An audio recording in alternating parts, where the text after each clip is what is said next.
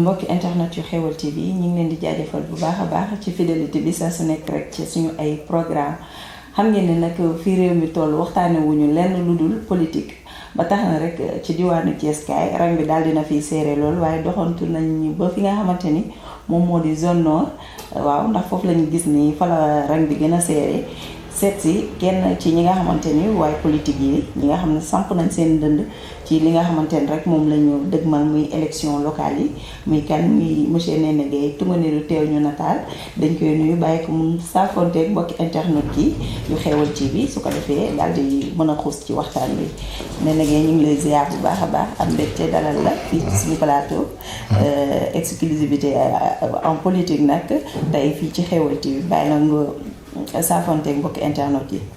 Adja maa ngi lay fay di nuyu seen téléspectateurs yëpp di nuyu mbokk internet yëpp di nuyu waa Thiès en général et plus particulièrement la population de la zone nord di leen nuyu di leen jaajëfal di xalaat ni rek émission bi tey jii war na mën a neex ndax comme ni nga ko waxee langa gi xaw na jax affaire yooyu ba nit ñi internautes yi et les populations yaakaar naa ne am nañ nopp te dinañ mën a déglu.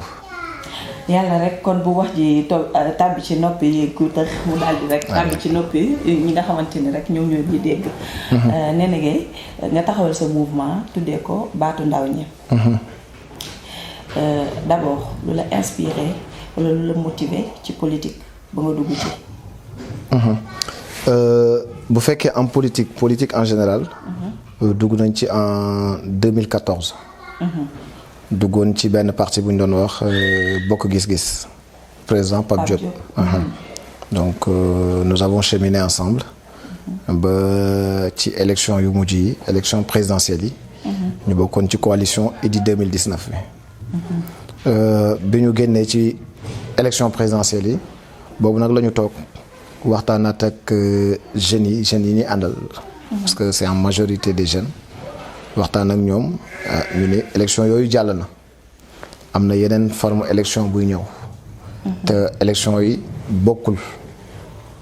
donc est-ce que dañu war a topp rek ci parti yi di def comme niñ daan def ñun waa Thiès di xeexal benn.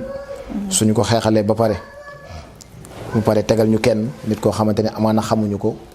nit koo xamante ni amaana xamuñu ses ambitions pour la zone. nit soo xamante ni xëy na xamuñu son programme pour la zone. ci la ñu nag ñun comme que ñun bi ñuy dugg ci politique. Thiès moo ñu gënoon a ñor et en particulier la zone nord. ñu toogoon waxtaan ci. amoon ay mébét yoo xam ne dañ ko am ci zone bi ay soppite yoo xam ne dañ ko fi bëggoon. ñu ne nag tey jii bu ñu demee te topp ca loolu rek xëy na coppite yooyu ñu bëgg a apporter ñun du ñu am. làmme pour mën ko def. loolu daal moo gën a tax ñu toog tëral suñu mouvement comme nag li nga wax ne lan moo ñu inspiré ci nom bi baatu ndaw ñi.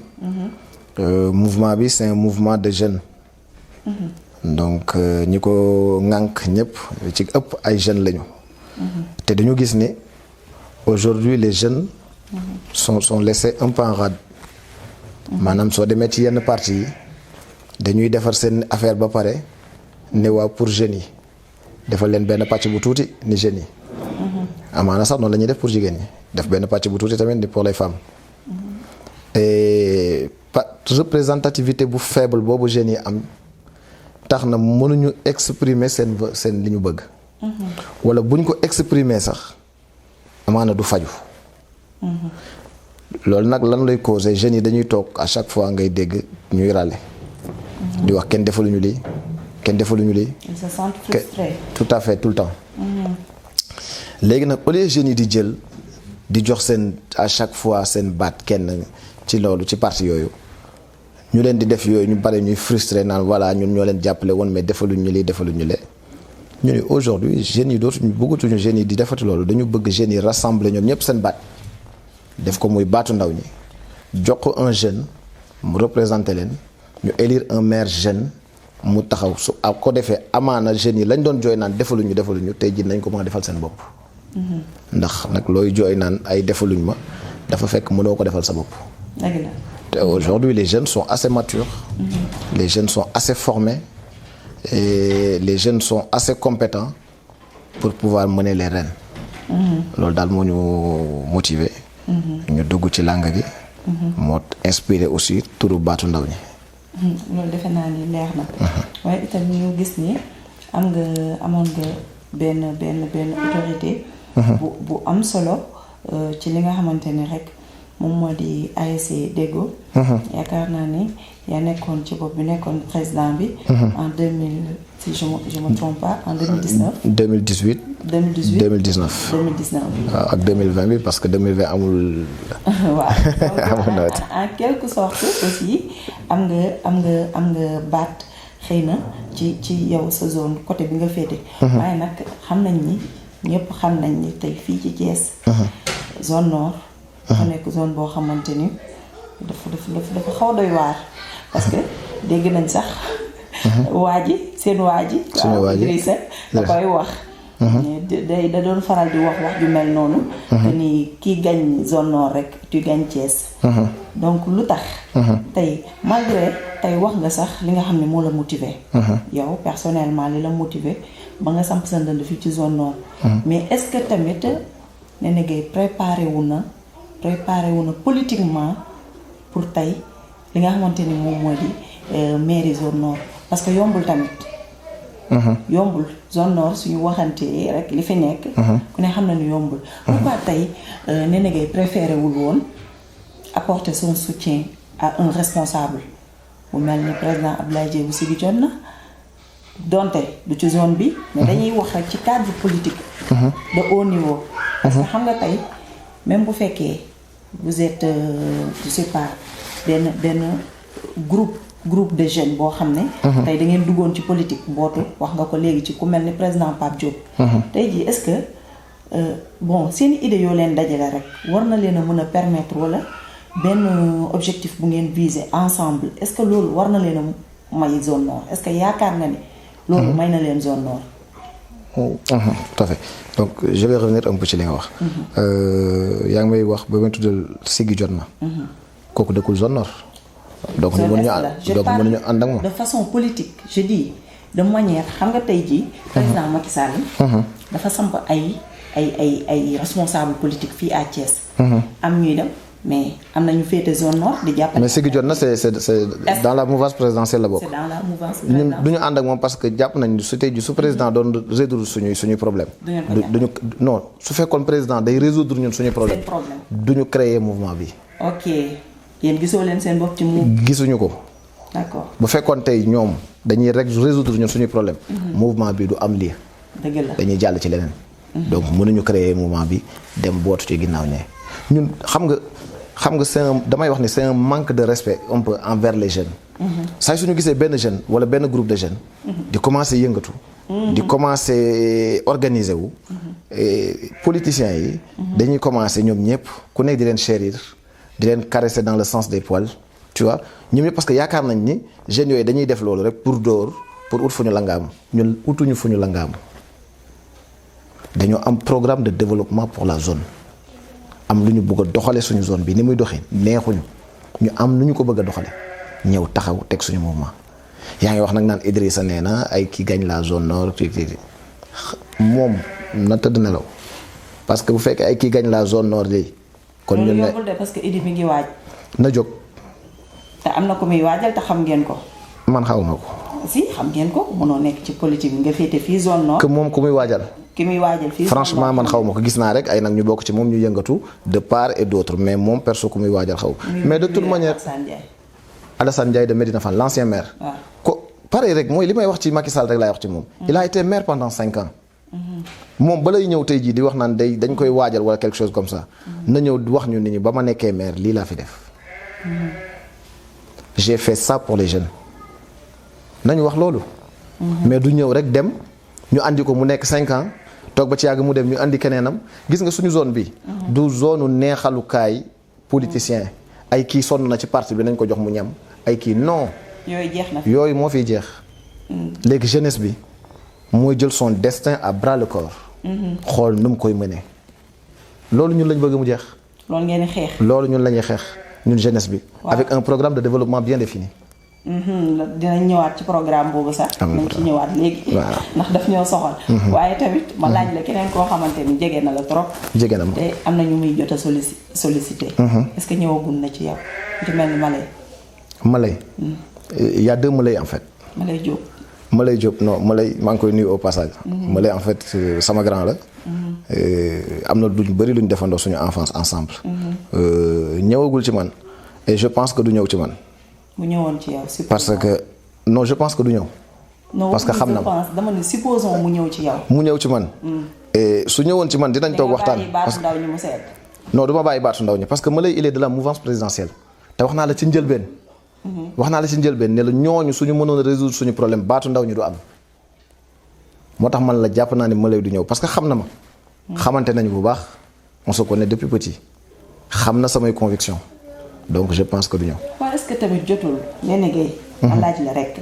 est-ce que jotul tey jii li ñuy wax parce que nee nañ la jeunesse thiessoise lu leen gën a nga baal ma nag ci kàddu gi. parce que je suis thiessoise. et fière de l'être. mais quand même nee nañ jeunesse thiessoise lu leen gën a tardé rek opposition ci la bokk. est-ce que tamit jotul opposition ak révolution boobu noonu ngeen xaw ko teg de côté xool. en quelque sorte tamit nag. li nga xamante ni peut-être jàpp ngeen ni bu ngeen ca jàppee wala. bu ngeen jéemee seeti loolu. dina am lu mu apporter tamit zone nord. parce que gars yi tamit sonn na. wax nga dëgg loolu dëgg la jeunesse thiessoise en fait. du li ko xaw gars yi dañ koy wax naan ay dañuy mën a opposé wu dañoo mën a lii ce genre de chose. problème bi du opposé wu rek de tey jii dañuy def une opposition réfléchie. nee naa la bu njëkk dañ doon topp ci benn nit rek di ko xeexle parce que dañ naan doomu Thiès la dañ koy xeex ñu koy xeexle noonu. tey jii nag dañu indi beneen forme d'opposition mooy une opposition réfléchie une opposition bu nga xamante ni daf ñuy indil ay alternatives par rapport à nos besoins une opposition bu nga xamante ni daf ñuy tegal ay solutions par rapport ak ñun li ñuy jooy. mais pas que di opposer wu rek pour s'opposer xam nga bu njëkk noonu lañ doon def boobu moo ñu doon sonal mais pas bii. non pourtant il y avait autant opposition réfléchie bi ngay wax ni. amoon na fi. ban temps. non. jamonoy Idrissa Seck ba tey nit ñi defuñu woon ne doomu Thiès rek parce que ba léegi ñu ngi koy gëm ba tey donc man je suis pas d'accord. pour te dire que c'était pas une opposition réfléchie. buñ doon fal sax ñun zone nord bi génnal fii nga compter fukki nit. nga laaj leen qui est l'actuel maire de la zone nord xamuñu ko donc loolu c'est pas une opposition réfléchie. yow yaa koy wax.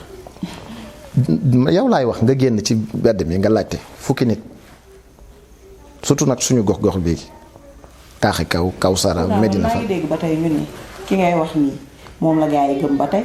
gars yi mooy kan. te la probabilité. ñuy wax ci élection locale yi. nee nañ la probabilité mooy moom mooy jëlaat zone nord bi. waaw probabilité yàlla na nekk ay yàlla na yem ci proba. ma ne ko yàlla na yem ci ay proba. waaw na yem ci ay proba. bu fekkee ay probabilité lay loolu. waaw déedéet nga ñëw ci programme bi. parce que ci yéen programme yi nga xam ne tëral ngeen ko te jàpp ngeen ni te toog ngeen ci base yu leer. tey pour war a mën a jot ci zone nord bi. ñun dañu am bi ñuy ñëw. dañu toog wax ci concerté bu xool. xool suñu gox bi li mu sooxe. gis ni gox bi sooxe na ci wàllu sañte. faj mi sooxe na ci wàllu sécurité. sooxe na fi bu baax wàllu environnement et cadre de vie. suñu dëkkewaay. surtout sooxe na fi bu baax. ci wàllu jeunesse bi de manière globale. lépp a sooxe ci jeunesse bi. ñun ñu ñëw réfléchir ci yooyu apporter ci ay solutions des réponses à ces questions. gis nga rien que ci jeunesse boobu rek moo tax programme bi dañ ko jël tëgg ko tuddee ko priorité jeunesse noonu la programme bi tudd xam nga wax naa la santé. wax naa la sécurité wax naa la environnement et cadre de vie. yooyu yëpp ay chapitre la. mais chapitre bi gën a mag mooy chapitre jeunesse boo ko ubbee da ngay fekkat ci biir ay sous-titres. yaa ngi may dégg da nga ciy am éducation. ci jeunesse da nga ciy am emploi des jeunes. ci jeunesse dañ ciy am sport ci jeunesse dañ ciy am culture gis nga yii yëpp sooxe suñu zone bi. ñun nag ñoo ko réfléchir ci apporter ci ay solutions loolu la ñu bëgg a proposer waa zone nord. solution yi lan la léegi. ah gars yi dinañ ko xam bis bu bis bu ñu waree dérouler programme gis bu ñu non bis bu ñu war a dérouler non dañuy dérouler programme bi mais pas maintenant gis nga gars yi fi mu toll nii. commencé ngeen seen visite de proximité. waaw commencé nañ ko. sànq moo taxoon sax ñu xaw a yéex a commencé émission bi ne. dañu demoon visite. mais gis nga bis bu ñu demee. boo commencé dérouler programme yi. ah bu boobaa di nga xam ne comme yaa ngi naan zone nord daa bari ay mbërëg yu ma xamul. yow daal Néné Guèye. instant bi jàpp nga ni vous êtes sur les bonnes bases ba war a mën a jot ci zone nord. ben oui parce que problème bi lenn la ñun ay jeunes lañ ay ndaw lañ. nekkuñu fi di naxaate di kiyanteeg di tuurante lëndëm affaire yooyu. nous sommes là pour faire les beaux jours d'un leader jàppale benn leader naan dañ koy may doole mayuñu kenn doole. ñun kan la ñuy may doole la zone nord. avec les populations de la zone. la jeunesse en plus particulier. waaye zone nord wala bokk. jeunesse bi sax en général de manière générale. ndax tey même malgré les nouvelles réformes politiques yu ci mel ni yéen ñi taxawal ay mouvement yooyu ànd rassembler seen ay idées pour demal seen bopp xeex ci benn objectif est-ce que tamit tax na ñoom politique bi fi nekkoon avant jóge ci seen bopp ba tey. jóge ci bopp ñaar ñu ngi évoluer. jeunesse bi. waaw non ñu ngi évoluer. non jeunesse bi day évoluer. jeunesse bi day évoluer parce que jeunesse boobu tey jii mooy crier ras-le-bol jeunes yooyu tey jii ñooy wax ne ñoom mënatuñu lii xam nga. waaye man dafa am lu ma jaaxal. ndax on a eu une surprise grande surprise sax ci présidentielle yi passé. parce que nag am na nuñ ko yaakaaree woon. su xoolee rek ci présidentielle yi. parce que mooy li may wax waa ji mënuñu koo bañ a tudd muy Idrissa. am na lu fi jot a jaar lu bëri sur si parcours politique am. yoo xamante ni ñun demoon nañ bale yenn réaction Thiessois yi daf la doon jox ni waa ji mënatu fee am dara mais gis nañ aussi ci présidentielle yi passé ñoom dafay différence ak gars yi moo tax ma ne est-ce que tamit évolution dina am. loolu laa lay wax gis nga ñun Thiessois comme ni nga ko waxee rek dañ doon xeex. man mii ci présidentielle yi moom laa jàppale. battre naa campagne pour lui. musuma ko gis musuñu toog musuñu waxtaan. te pourtant j'ai battu campagne pour lui. dépensé ci sama xaalis dépensé ci sama temps dépensé ci sama énergie. parce que jàppoon naa ni xëy na candidat yi ñu présenté woon moo ci tane. xam nga. léegi nag bii moom beneen élection la bii Idrissa bokkul du élection Idrissa du élection Macky Sall du élection Sonko. non bii élection gox-goxaat la Idrissa ala kulli al du musa nekk maire zone nord. Macky Sall que zalika. élection gox-goxaat la gis nga na gars yi bàyyi di làqatu ci ginnaaw Idrissa di làqatu ci ginnaaw Macky nañu génn. non il faut que ñi nga xamante ni du ñu bëgg a nekk maire qu'ils sortent avec leur programme ne lii laa bëgg a def ci zone bi mais taxaw naan ginnaaw Idrissa bokkul na toog fële ñun ñëpp ay rakam lañ. ba mu soxlaa présidentielle dañu bàyyi suñu lépp ñëw jàppale ko te laajuñu ci dara jéemuñu ko rencontré du mus a dégg sama tur sax bu tey su fekkee seetaan lii ci la koy njëkk a dégg te pourtant dama def porte à porte defar samay t-shirt indi samay oto njëriñ ànd ak xale yi lu ne ñu def ko ci pour mu falu boobu nag jàll na toog seetaan gaayam yooyu di laqatu ci ginnaawam non na leen bàyyi ne leen wàcc leen ci terrain bi. est-ce que mbër mi Macky Sall di ngemb ak Néné Guèye mi ngembul boppam dem mën nañoo bokk yam. Macky xoolal na toog na ko ngemb voilà merci beaucoup Macky na ko ngemb rek bàyyi ko mu ñëw bëre. na ko ngemb bàyyi ko mu ñëw bëre. tey jii de ak man ku ma mënoon a ngemb su ma demee yaakaar naa dugg ci làmb ji man ak Balla Gaye dinaa gis dëgg loolu la rek léeg-léeg dañ koy ngemb na ngemb te toog ci touche bi seetaan leen. yéen naka ngeen pare pour dérouler ko seen ay programme ci campagne yi. suñu programme niñ koy dérouler mu ngi nii commencé nañ ko ñun. di saafonteeg nit ñi di waxante nit ñi waxu dëgg ku ko dégg dëmb du rombi nopp. ku ko dëgg di nga ko mën a différencier ak leneen. ay xale lañ nag ay jeunes amuñu xaalis bu ñuy wër di joxe amuñu pomme de terre bu ñuy séddale amuñu ay soble yu ñuy wër di séddale déedéet. nous avons notre voix. ak dëgg gu leer nañ programme boo xam ne ku ko dégg defuñu ay fiche def ci ay gratte-ciel ak naan nii la ñuy def Thiès non naxante wuñu dañuy waxante lu leer nañ ak nit ñi. ñu ñuy dégg comme nag dëgg du rombi nopp bu gaa yi waxee ñu wax gaa yi nañ def seen différence les populations dofatuñu. te jàpp ngeen ni communication boobu moo dina jàll. gëm nañ ko ñun. ndax waxante dëgg la rek boo waxante dëgg moom fu mu xas ba taxaw leneen dootu fa taxaw ginnaaw la ca ginnaaw dëgg lu ne lu dëgg. d'accord waaw.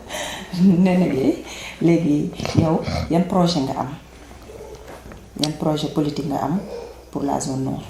c'est ce que yooyu mooy yi ma la wax ni mooy li ñu tëgg ci programme bi. ñun ci wàllu santé. bëgg nañ ci liggéey ba nga xamante ni dootuñu dem di julli juma chaque ajjuma ñu naan ñu am na ku fi indi ordonnance am ku ci mën daal lu ci waay mën dégg nga de. fas yéene nañ ci wàllu sécurité dootuñu dem ba nga bëgg a yónni sa doom ci boutique bi naan damaa ragal ndax gars yi dañ koy loolu. yow mu jigéen mii fas yéene nañ boo amee. ndax sécurité sooxe na fi bu baax. yow mu jigéen mii fexe nañ ba yow dinañ fexe ba yow boo amee sa soxla di nga jug doxi ko te doone dañuy këf sama téléphone wala buñ koy këfit ka koy këf du nekk zone nord dégg nga. ci wàllu jeunesse bi loolu laa lay wax. mënatuñu toog suñu jeunes yi def benn emploi premier emploi de la zone nord c'est les Jakarta moto Jakarta.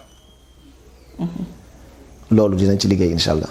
mënatuñu toog suñu jeunes diplômés yi naan nous sommes des licenciés. nous sommes des maîtrisards affaire yooyu mais mënuñu am liggéey loolu dinañ ci liggéey yooyu la ñuy programme yooyu la ñuy présenté waa zone bi. d'accord. waaw loolu nag ku ko fi gis dem naan damay dooleel ab leader nga xam ne nag kooku moom bi lii manque d'ambition. waaye est-ce que tey. politique fi mu toll. ndax nit ñi tamit dox nañ ci loolu kese tey jox ma sa carte duma delloo la sama bés est-ce que réellement nag bu ñu waxatee dëgg rek. ndax réalité politique sénégalaise loolu la. loolu la nekkoon dafa nekkoon benn instant ñuy wax boo waxee pare ñu ne rek kese naxuli boy loo fi bàyyi. mais loo fi bàyyi boobu dañu gis ni moo ñu rey. ñun ñëpp nous avons fait le constat que ñu jëmale wuñu fenn gars yi di ñëw fii jox la pomme de terre ak soble jox la t-shirt ak 1000 francs nga yëg ci kaar yi dem affaire yooyu ñëw voté leen non bu ñu paree dañu lay rombaat ak seeni 4x4 ngay wax ñu naan booy yi dañoo réew nga baal ma ci kàddu gi. alors que du loolu yow yaa leen ñëw vendre leen un rêve ñu voté la defal la lépp nga ñëw yow ba am ci sa ay ndomb tànk ñëw toog fële naan leen di leen taxé de réew non léegi nag jeunes yooyu ñoo ci am maar seen yi ànd ak nag seen yaay yi ànd ak seen papa yi parce que maire yi sonn nañ. xam nga kon damay wax ak benn waaye mu ni ma xam nga lu bari ci suñu gox bi. mu ni ma ay waxambaane yu ay pension de retraite di dundal. xam nga ni loolu retraité ba koy dundal sonn na. moom jeune bi désespéré na. loolu ñun mënatuñ koo dund. yenn jeunes yi suñu gox bi yenn jeunes yi di jël mbëkk mi di dem. ñun ay ajoor lañu xamuñu ndox di jël mbëkk mi ñenn ñi di àgg bu ñu la waxee àgg naa sax da ngay jooy ñeneen ñi. je m'incline devant la mémoire de Baye Lamine. je m'incline devant tant d'autres mémoires. yu périr en mer. dañoo war a toog rek ñun di seetaan naan non amul problème non duñ ko def. il faut ñu redresser suñu zone bi. waaye tey yéen zone nord ndax jàpp ngeen ni tey. ni ngeen ko bëgg a doxalee est-ce que tey jàpp ngeen ni c'est la bonne marche parce que tey fi politique thiessoise toll.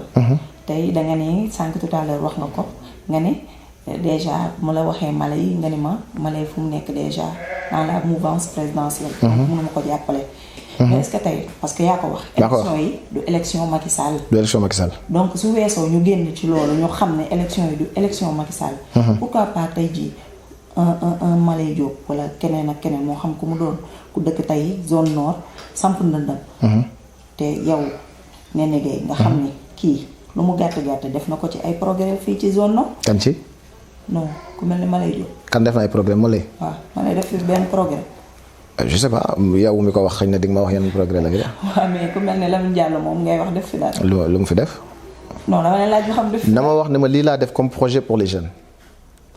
dafa am koroog benn nit bu ma wax ni ma day dem ci ay réunion anecdote la rek nga baal ni ma day dem ci benn ay réunion benn politicien bu nekk ci zone bi mu ni ma man daal dama koo déglu waaye discours am yépp day wax ne dooleel jeunes yi daal moom moo ko tax a jóg kii jeunes yi accompagner jeunes yi moo ko tax a jóg mun ma yow damay dégg ngay wax baatu ndaw ñi maanaam les jeunes ma ni woon est-ce que du ma jéem a créer rencontre yéen ñaar ndax kon ñaan yéen ñaar di ngeen mën dem ma ne ko jarul sa rencontre waaw ma ne ko jarul sa rencontre ne ko je lui propose mieux qu'une fusion ma bàyyi li ma jàpp lépp ñëw jàppale ko moom bu fekkee moom mag la il a l'âge de la retraite na jël benn jeune ci partem mu jiital ko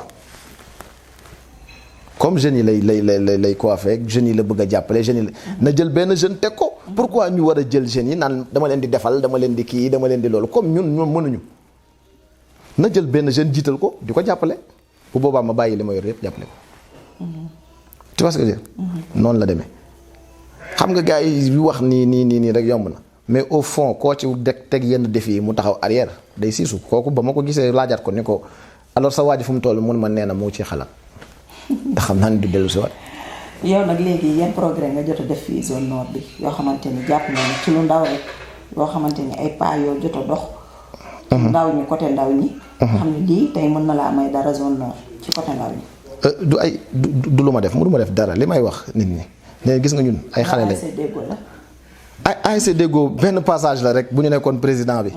nous étions le président. gis nga nit ñi dañuy wax sax di xalaat ay xaalis la ak affaire yooyu du ay xaalis ñun ay xale lañ. xëy na benn instant li ñu yàlla jot a may. benn management bi la ñu def rek ba àgg fa. te loolu tamit mën nañ ko def benn échelle plus grande. xam nga li ngay def ci mu tuuti nii mën nga koy def boo xasee ba togg ceebu 2 kilos. mu neex suñ la joxee fukki kilos boo defoon 5 kilos yi da ngay def 10 kilos yi def lii loolu la rek yokkaat. xam nga li booy naan yokku cere yokku ñeex jeex na mu dem mais tey jii gis nga y a pas mal de choses yu nga xamante ni tey mu comme yi ma la wax ci programme bi yu ñu teg mais tey jii dafa am casquette boobu gis nga maire boobu ñu lay wax loolu casquette la rek c'est rien du tout. casquette boobu nag da nga koy soxla pour mën a réaliser lu bari. nous avons des partenaires sociaux qui sont prêts à nous accompagner mais ils ne parlent pas avec des personnes physiques. xam nga institution la ñuy waxal. moo tax ñu soxla casquette boobu pour mën a dawal. gars yi fi jaar yëpp loolu lañ doon wax. gars yi musuñu wax loolu. parce que gars yi musuñu teg programme gars yi dañu daan lang ci ginnaaw nit. gars yi dañu doon politique bi on sait tous que ni c'est le même. non gis nga su ñu ko waxee nii su ma la ko waxee nii rek de manière globale ça va être le même discours mais bis bu programme bi génnee ba nga teg ci sa bët ba liir naka lañ koy defee. bu boobaa di nga xam ne c'est pas la même chose. gars yi nag mën nañ xam nga moo tax man la du ñu dugg ci biir parce que gars yi dañ lay dégg nga wax sa discours nii wax li ñu jëlaat ko rek voilà def copie coller ñëw wax ko fee xam nga ma. mais tey jii naka lañ koy doxale koo ci laaj naka nga ko fas yéenee doxale non du la ko wax. kon baax na kon nañu xaar daal programme bi. xaaral programme bi bu génnee nga xam. ñu gën a dugg ci détails yi. baax na nga tàggatoo. waaw kon maa ngi leen di gërëm waa Xewal TV bu baax a baax di gërëm les populations de la zone nord. di leen massawu tamit parce que ñi ñuy dund yëpp bari na ñuy dund ci ay coono yëpp bari na leen wax ni nag bon lu amul njeexital amul lu amul fin amul. lii ñuy dund yëpp yàlla mën naa def. mu jeex un jour di wax rek. ñu ubbi seeni nopp. parce que comme li nga wax sànq. zone nord affaire yi daf fi jax affaire yi dañu bëri bu affaire yi baree nag ba ngay kii mën na indi confusion mais nañu ubbi seeni nopp xool dëgg moom kenn du ko gis di xool leneen te bu boobaa dinañu gis dëgg waaw di nuyu jeunes yi aussi les jeunes de la commune nord di leen gën a tàllal loxo yi di leen wax naan leen aidez-nous à vous aider jàppale leen ñu ngir ñu mën leen jàppale waaw aidez-nous nous voulons aider les jeunes mais il faut que les jeunes nous aident à leur aider di wax suñu yaay yi tamit nañ ci jàpp parce que ñun nous sommes tous des Sénégalais nous connaissons la culture sénégalaise fii jeune bu fi xaw a émerger as tuut ki ngay jëkk xalaat mooy sa yaay jeune bu fi xaw a émerger as tuut ki ngay jëkk xalaat mooy sa papa te loolu rek déjà benn jeune bu émerger xalaat yaayam ak papaam ak waa këram rek loolu rek déjà c'est un pas ci développement.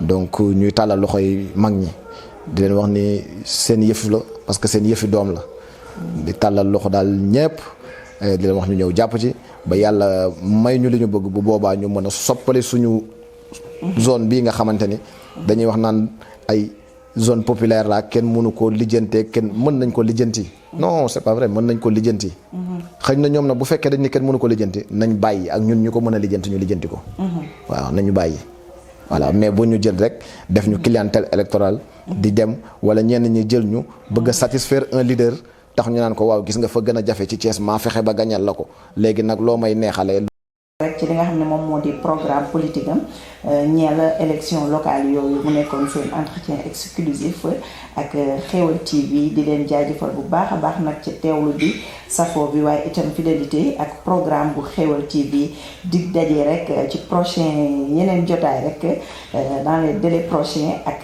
yeneen i leader ndax xam naa leen ko fi réew mi toll waxtaane wuñu lenn lu dul politique donc di leen jaajëfalaat bu baax a baax yéen mbokk internet yu Xéwal TV jaa ngeen jëf ba beneen yoon incha allah